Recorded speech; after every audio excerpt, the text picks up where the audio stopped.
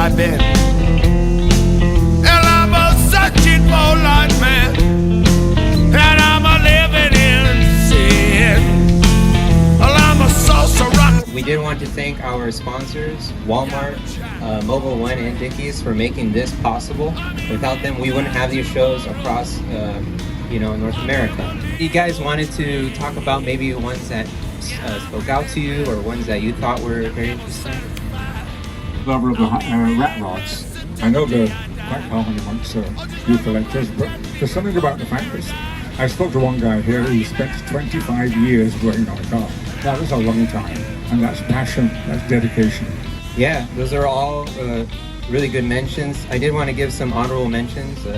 Steven Garcia and his Slam Gasser. I mean, that one was just amazing. Give him a round of applause, please.